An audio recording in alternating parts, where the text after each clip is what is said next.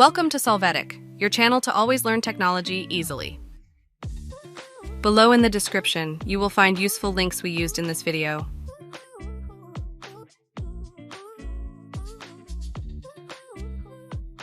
Today in Solvetic, we will see how to watch your saved reels on Instagram. We start by opening Instagram and then clicking on the Settings and Activity menu. Here we will click on Saved, and inside we can find the publications that we have saved.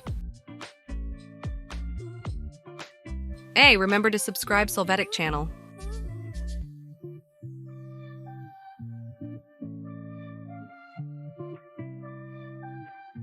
We hope it has been helpful for you. Here are links to watch more videos of your interest and subscribe to the Solvetic channel. Thank you.